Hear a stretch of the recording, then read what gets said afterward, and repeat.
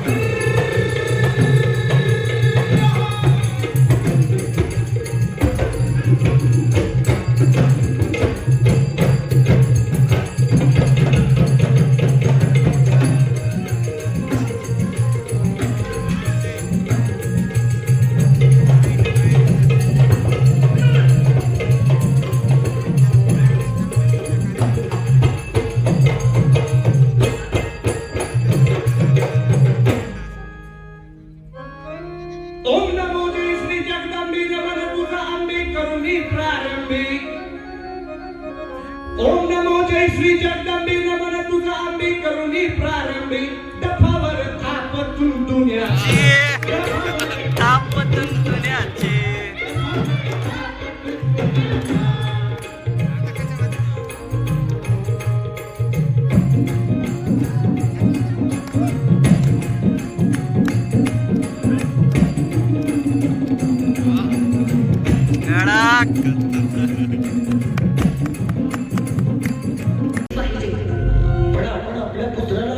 कशी आणि काय म्हणून शिक्षा देणार? मी नाही देणार. मग कोण देणार? या सुनबाई आपलीच वाट पाहत होते. आई साहेब इतक्या लगबगीने बोलावलं, सर्व काही ठीक आहे ना? सुनबाई, एका आरोपीने एका आई समोर तिच्या बाळाची हत्या केली आहे. मला सांगा, त्याची त्या आरोपीला काय शिक्षा दिली पाहिजे? त्या बाळाच्या आई समोरच त्या आरोपीला शिक्षा दिली पाहिजे. तर मग झाला निर्णय. मालेराव यांचे हात पाय बांधून त्याच रस्त्यावरून रथाने धडकत्या. काय? यांना? पण आईसाहेब ऐका माझं. मालेरावांना रथाने धडक देण्यासाठी कोणी रथाचा सारथी तयार होत असल्याने अहिल्यादेवी स्वतः सारथी झाल्या.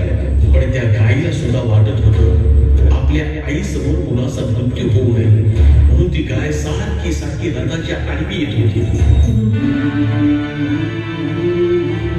अहिल्यादेवीनं ही गोष्ट प्रकर्षाने भावली आणि हे पाहून अहिल्यादेवीने मालेरावांना माफ केलं. सासरी आल्यानंतर अहिल्यादेवीने आपल्या गोड स्वभावामुळे सर्वांची मन तर जिंकली होतीच, पण सासरे मल्हाररावांच्या प्रोत्साहनाने राज्यकारभार देखील सांभाळला होता. योग्य शासन पद्धतीमुळे प्रजा सुखी होती. तेव्हा 1754 ला भरतपूरमध्ये सूरजमल जाट विरुद्ध कुमेरच्या लढाई लढताना खंडेराव वीरगतीस प्राप्त होता. वयाच्या 29व्या वर्षी अहिल्यादेवी विधवा होता. हे दुःख सहन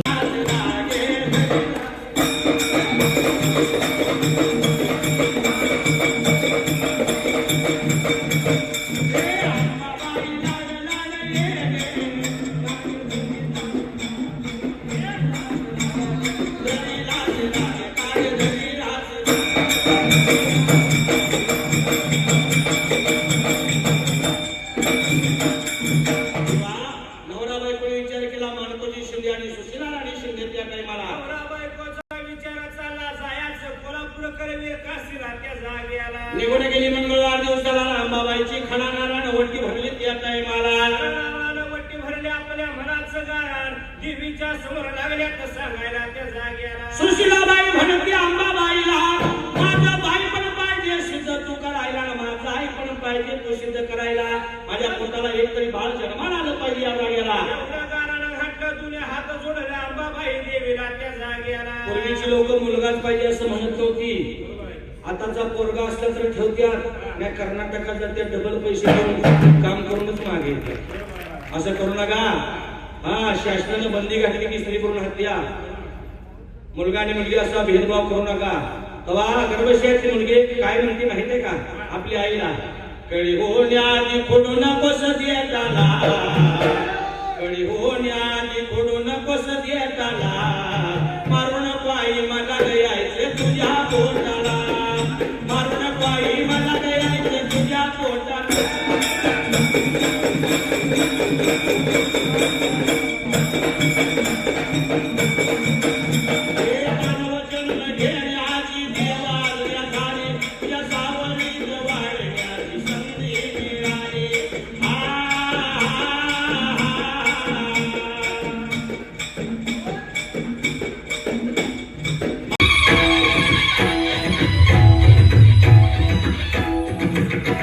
भारतीय इतिहासात अनेक महाराण्या होऊन गेल्या. चित्तूरची राणी महाराणी पद्मिनी, मेवाडची राणी कर्णावती, कर्नाटकची राणी चेन्नम्मा, तसेच झाशीची राणी लक्ष्मीबाई आणि महाराणी ताराबाई. भारतीय इतिहास अशा पराक्रमी महाराण्यांची गाथा आहे. पण एक राणी अशी आहे ज्यांच्याशिवाय भारताचा इतिहास अपूर्ण आहे. त्या म्हणजे पुण्यश्लोक महाराणी अहिल्यादेवी होळकर.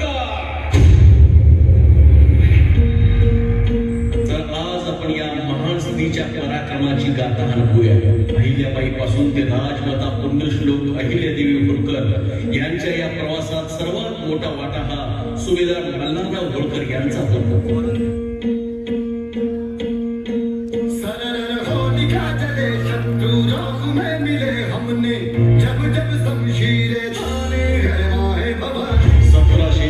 मध्ये बाजीराव पेशवे यांनी मल्हाररावाला माळवा प्रांताची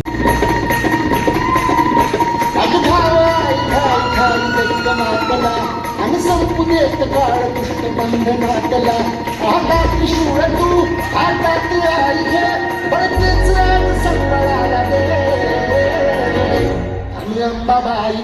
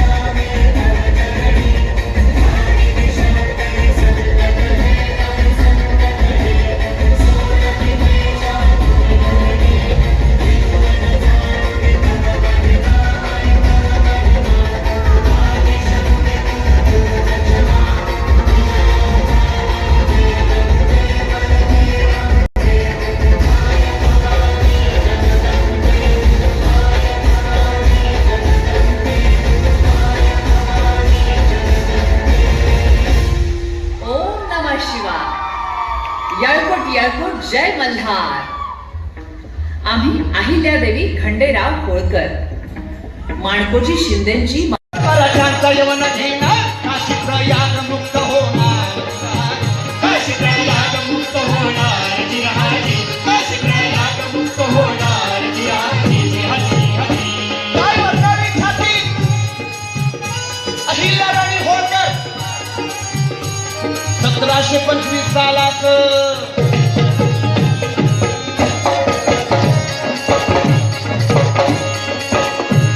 1725 सालात मे महिना तारीख 31 समजी गावनगर जिल्ह्याचं आणि मातमोजी सुशीलाबाईचं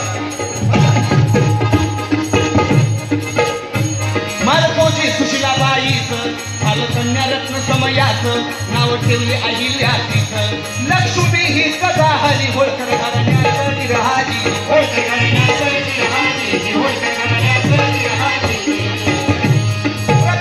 सोडवणार हीच माझ्या खंडेरावाला लग्न करून आणायची बनवाड्याला. विचार देवा पडला म्हणाला म्हणून त्या जाग्याला. अव नांदण नांदण बाळू मामाचं नांदण, या जाते पडलतीपूर जाते या संभाजी नगराते पडलतीपूर जाते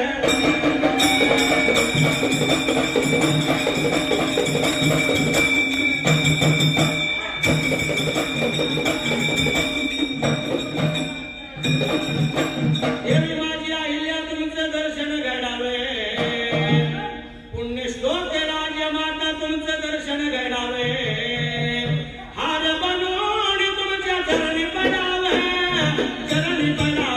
तुमच्या चरणी पडावे हार बनवून तुमच्या चरणी पडावे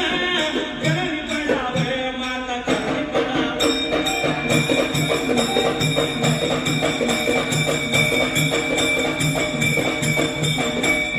संकल्प बोल के